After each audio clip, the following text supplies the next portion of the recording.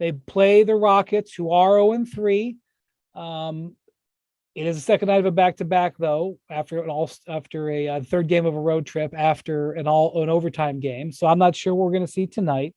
But obviously, the Jazz have been one of the surprises, probably the biggest surprise in the first week.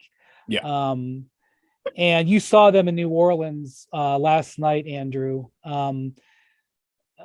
where they won a game on a Kelly Olynyk scoop shot off a broken play. It was a pretty remarkable way to win a game. It kind of summed it up. They won the couple days before in overtime in Minnesota, where they sort of survived that one. What were your takeaways from watching them? Sort of the team of the week, 3-0 out of the gates. First of all, on that final possession that ended with the Olynyk scoop shot, it was a great play design by Will Hardy to send the crossing guys and basically force, because the Pelicans had Herb Jones had fouled out at this point, so your best defender is off the floor. Also, there's no JV, there's no Brandon, and there's no Z on the floor. So your 4-year starters are out if you're New Orleans at this point. But you have Trey Murphy and Najee Marshall, who are going to be there, and they force like a three-way switch that leaves CJ on Kelly Olynyk, and Kelly Olynyk was kind of able to just use his size to get that scoop shot. So one, that was a great play design by them to force that switch and get the matchup that they wanted out of that. But it was a team that just plays hard, and they are going to just do that, I think, all year. And I think is that going to mean they're going to have a winning record? I don't know, but I don't. I think eventually, you will regress to the mean of what I think everybody thinks they were going to be this year. But you coming out with Lauri Markkanen basically playing the three, a role that he got, I think, a lot more comfortable in Cleveland last year. Vanderbilt's guarding, the top interior guy on there. He was mostly drawing the Z assignment for most of the game last night. Olynyk can still shoot. Jordan Clarkson is just he has no conscience when it comes to shooting, so he's just going to let a bunch of things fly. You're bringing Sexton off the bench. I mean, the bones are there, and if this team is just going to try to play hard every night, where some teams, and maybe that is what happened in these three games. Larry Nance said it last night. I asked him, what was the difference in the first half before you guys came back in the second half? And Utah played harder than us. They were ready to play, and we weren't. And maybe that's the key for them early in the season, is seeing teams, it's an early season game. You're trying to, okay, maybe I can steal rest here and buy first quarter or two.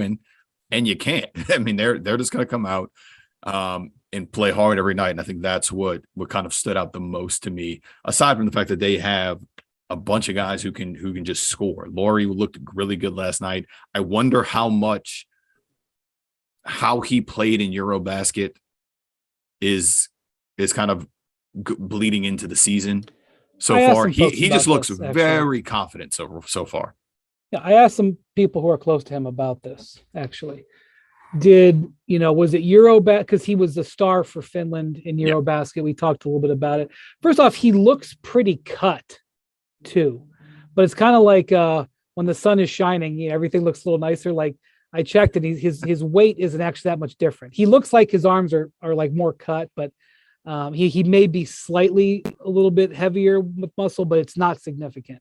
And I asked about that. I said, is this a product of the Eurobasket or whatever? And so the thing I was told was that, a thing for European players coming to the NBA is fit, where they go. And obviously his fit in Chicago was not great. Last year in Cleveland, his stats were about the same.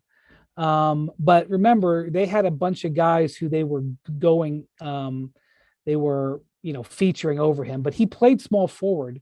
Yeah. And it was kind of considered laughable. Like, how can you have this 7-footer? I don't know if he's listed at 7 feet or 6'11", but how can you have this 7-footer, play there? And, he got torched occasionally, but there were also games where he did okay, and so his scoring in Cleveland last year, he averaged 15 points. He shot 44%. His 3-point shooting was down 4 points from his last year in Chicago. It wasn't like, oh man, he was really gearing up. But from what I am told, he just, he didn't feel comfortable in Chicago. He felt a little bit more comfortable in Cleveland. That made his outlook improve, and he was more assertive when he played for Finland, and he feels really comfortable in Utah. And I don't know. I mean, that could be related to the fact that he's on a team with no expectations. He was traded for Jimmy Butler. So he was, come in to be expected to be a dominating force in Chicago, and people were always underwhelmed. They always thought he should have been better than he was. Even in his second year, when he averaged like 19 and 9, there was this expectation he was going to get better, and he really didn't. And the Chicago team, you covered those teams a little bit, Nick, right? I mean, people were always underwhelmed by him there. Very much so. And they thought that he was going to be the difference maker in that deal. I just want to take a moment to let another person who's usually on this podcast know that you and I were absolutely right so far about Lauri Markkanen. And he's not terrible. He's not terrible. He's pretty good, actually, so far. So let's just let that sink in and marinate for a moment, because Markkanen, in this first week or two and coming off what he did over the summer, has been the kind of player that the Bulls thought he could, that the Cavs were hoping he would be when they signed him. And now, with zero expectations, he's found a role in a place that needs him to be more of that alpha player that all these other teams were hoping to see. So I think the fit for him is important right now. I just don't buy that Utah, with Danny Ainge and the horde of picks that he has, is going to allow this team to win and win and win. Well, I don't even think it'll come to that. I think what Andrew said, I think especially early in the season, if you play hard and you're in better shape, which the Jazz look like they're in good shape, and part of it is that they're younger, and certainly Markkanen is. He came off playing Eurobasket. I think that it can make a difference. I don't think this team is headed for some surprise playoff run. But I do think that, Lowry's play is worth noting. I mean, he's averaging 24 points. We'll see if that lasts. I also point out Jordan Clarkson. Now, this is something to watch. Jordan Clarkson is a guy who's been in and out of trade talks. Now, this is I think they're holding on to Lauri Markkanen. Yeah, I think they're Jordan holding Clarkson is gone. Are you kidding me? He will be long gone. Well, and I think Jordan Clarkson, I don't know, but I suspect Jordan Clarkson is trying to play in a way that hastens that maneuver. He has never, I don't think let me just look here. He's basically averaged 2 assists in his career. Assists per game is 2.6. He's averaged 2.5 the last 2 years. He averaged 3 one time back when he played half a Lakers season. In 2017-18, he averaged 3 assists. He's averaging 6 assists almost. Again, we'll see what happens tonight in Houston. I don't know. He's averaging 6 assists per game.